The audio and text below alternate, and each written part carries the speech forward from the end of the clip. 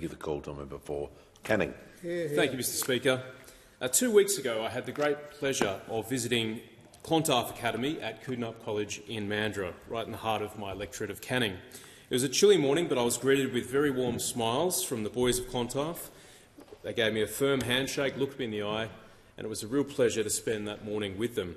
And from the top, Mr Speaker, I'd like to thank Mr Nick Jenkins, the Partnerships Manager for Clontarf, who invited me to go and see the Clontarf Academy, Mr Sean Gillies, who's the Academy Director and runs the Year 12 program, Mr Pierce Dawson, the Operations Officer for Year 7 and 11, Mr Kevin Dalgetty, the Operations Officer for Year 9 and 10, and Mr Thomas Bowie, who's the Operations Officer for Year 8. What is the Clontarf Foundation? The Clontarf Foundation is designed to provide a safety net for young Indigenous boys who often fall through the cracks of normal school programs. It's a national program. There are 155 academies in Australia. There are 35 academies in Western Australia. And in 2024, there are approximately 11,800 students participating in the program. The aim is to have 15,000 boys in the program for 2025. And this is a really heartening statistic, and which is why I'm now a big supporter of Clontarf. 83% of Clontarf alumni are engaged in work a year after completing Year 12. This initiative is about addressing the needs and challenges faced by Indigenous boys, ensuring that they get the opportunities and the support so that they can succeed both academically and personally. Clontarf aims to set up these kids so they can succeed in life, to instil them with confidence, to show them the power of being consistent in life. It's great to see young, ambitious men at the Clontarf Academy. I saw them grow in interpersonal skills, life skills, and just the importance of hard work. Life is a marathon, not a sprint, and the Clontarf Foundation, through their academies, seeks to instil this in these great young Australians. So 2 weeks ago, I arrived, I was greeted, I went into the kitchen. Those who are good at cooking were making bacon and eggs, baked beans and toast. Nice. Got offered a nice coffee. Nice. And then I went next door to the gymnasium, and that's where the boys warm up before school. We started with some dodgeball. I almost dislocated my shoulder, managed to get hit with a couple of the balls myself, and then we progressed to basketball. It was just great to see that community. One of the challenges is the breakdown of the family unit, and what Clontarf does is it seeks to replicate the family environment, and I really felt at home with those kids, and it was great to be there. We then enjoyed breakfast together.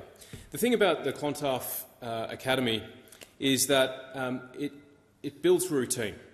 There's morning routine. Every morning the boys are picked up by a bus and taken to the gym, where they're given a substantial breakfast.